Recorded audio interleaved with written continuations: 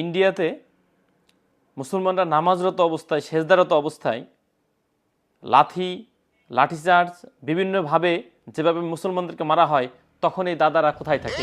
এই দাদার কথাটা শুনে একটু ভালো করে মনোযোগ দিয়ে সবাই শুনে এই লোকটা কি বলে শুনে। অবিলম্বে ওখানে সামরিক বাহিনীকে পাঠাতে হবে, সামরিক বাহিনীকে পাঠিয়ে ওদেরকে হুমকি দিতে হবে, ওখানে মিসাইল মারতে হবে। এবং যেভাবে এরা যদি আমাদের কোনো মানে বাংলাদেশের কোনো লোম ফেলাইতে পারতো তাহলে কিন্তু এতদিন ফেলেই দিত। আসলে এরা আমাদের কিছুই করতে পারবে না ইনশাআল্লাহ। বাংলাদেশকে আবার দেখেন, মুক্ত শুনেন করতে ভালো হবে করে কি জঙ্গিদের বলে। হাত থেকে।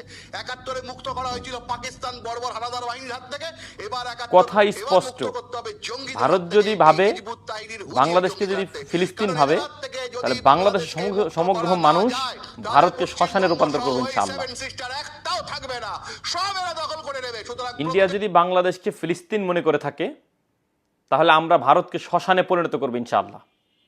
বাংলাদেশে থেকে ভারতের কোনো দালালি, ভারতের কোনো পাচাটাগিরি বাংলাদেশে থেকে চলবে না। কোনো মুসলমানের সন্তান, কোনো মুসলমান ভারতের দালালি করতে পারে না।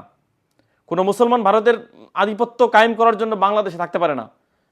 ভারতের দালালি করবে, ভারতের বলবে, আমরা তাকে বাংলাদেশে দেখতে চাই না। বাংলাদেশের সমগ্র মানুষ একত্রিত হয়ে যদি আমাদেরকে মৃত্যুবরণ করতে হয়, তারপরেও আমরা ভারতের আধিপত্যতা আমরা কোনোভাবেই কায়েম করতে দিব না ইনশাআল্লাহ।